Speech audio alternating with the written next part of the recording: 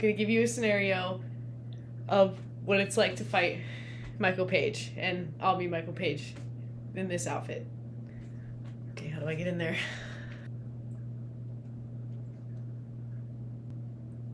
Ugh. What are you doing? Hey, what are you doing? Stop that. Hey!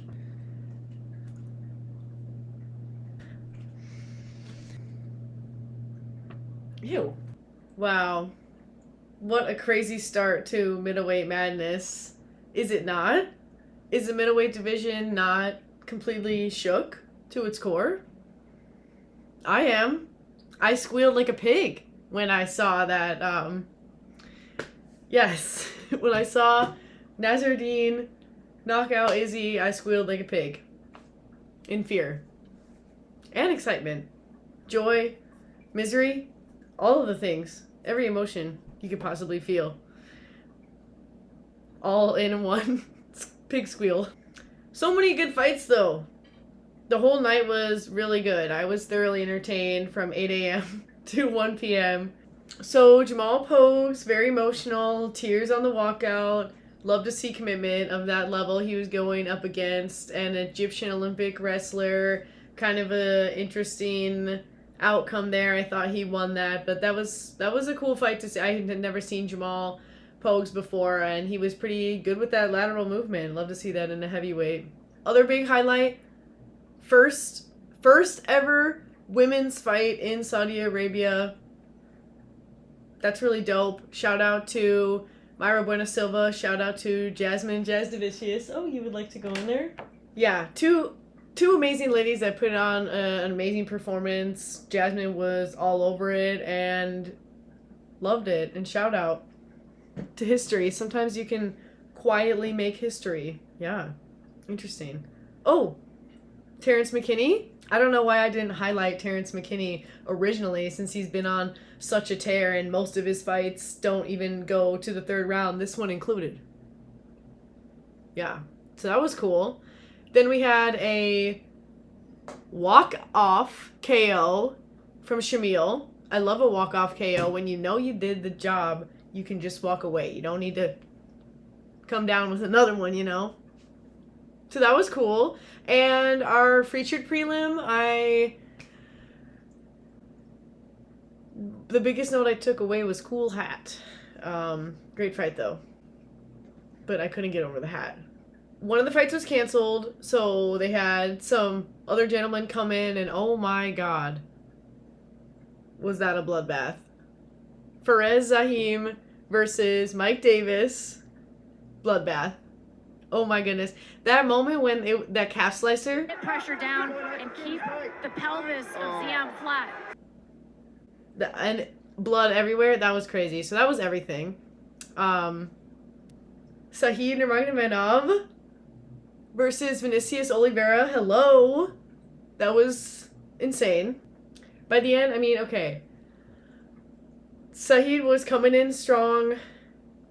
I feel like won the first round even, but the structure kind of fell apart, and Vinicius kicked up the dial. Yeah. But Sahid was kicking like a damn tree. Like, as if you were... It sounded like a tree. That was awesome. But Oliveira weathered the storm. That was pretty cool. We make it to some more heavyweights. Sergey Pavlovich, Georgino Rosenstruck. Those are some favorites, but it was a bit of a tentative performance on both ends. I think Sergey was probably trying to prioritize just keeping his ranking. He didn't want to lose his number 4 spot to number 9. I mean, that doesn't sound great. So playing it pretty tentative, not really a super exciting fight, but Sergey came out on top with just a little bit more control on that end. And then we made it to the co-main event. It didn't pan out exactly how I thought it would in 2 ways. One, because I thought Shara was going to just close the distance and kind of like run right in there, and he absolutely did not do any of that. He could not solve the MVP puzzle. The man is a puzzle. You got to give him credit for that. Like, I was a little frustrated by a lot of the stagnation that I felt was going on, but you got to give him credit. Like, every time that Shara tried to close the space, it was whack. It was whack. It was whack.